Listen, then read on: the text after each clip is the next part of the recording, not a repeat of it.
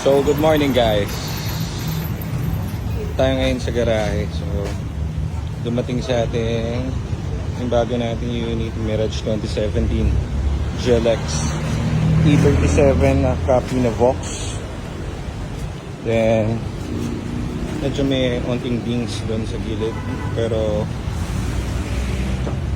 guwapo naman. So, automatic to guys. This is a Mirage G4 automatic. So, ganda pa ng tindig, all chrome yung handle, pati dun sa mga garnish niya, fog lights, coating is 5, tapos check natin doon, naka 3D matting na rin to, then adjacent, syempre may Santo Niño. So basic,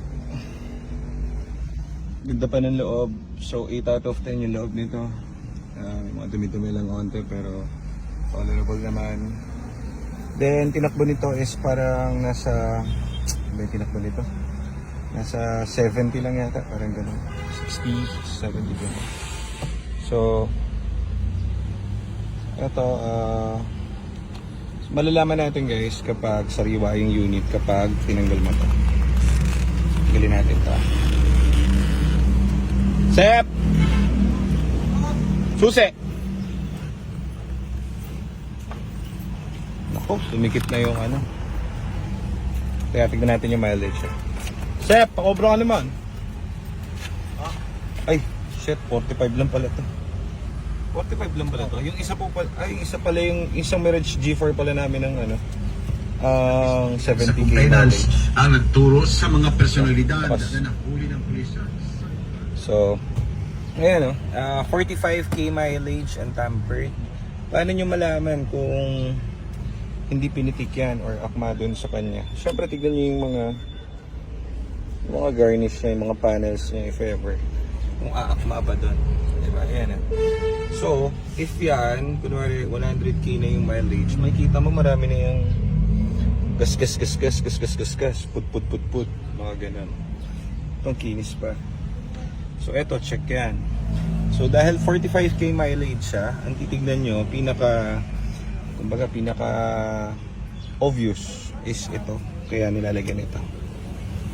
Itong steering hand cover. So ito, yung puti-puti na yan dahil yan dun sa sa dito. Sa loob. Natunaw na siguro. Pero dito niya malalaman. Yan. So ito, yan o, original pa. May mga ganun-ganun pa siya yung, ano ba tawag dyan? Guhit-guhit. So, ibig sabihin, akma yung mileage niya dun sa unit. Kasi, hindi pa siya makinis eh. Yung iba kasi, kaya siya kumikinis guys. Kasi, sobrang taas na ng mileage niya, napupudpud na ng kamay nyo yung steering wheel. So, kakagamit mo, kakadrive mo ng kakadrive, ito, kumikinis. Yan o, kumikinis yan. Ngayon, pag yung kuminis, alam mo na, tapos nakita mo low mileage, may something doon. Diba? So ito, 45k, bata pa. So tama to, kasi perfect kayo. Oh, ramdam na ramdam mo pa yung ano ba tawag dito? Yung kulukulubot. Yan. Okay? So yung isang tip natin. So itong unit naman na to, hindi na namin na-i-post kasi reserve na agad from Boss Bicol. So kay Sir Mark, shoutout sa iyo. So ang ating parokyanong from Bicol. So ayan. Tapos start natin, try natin start. One click lang, tapos walang check engine kasi na-OBD na namin doon sa nauna kong vlog. Hindi na lang natin ito mapopost kasi it's already solved. So yeah, makina, check natin yung makina pala. Sir, pabukas naman yung makina. I-joan ko lang.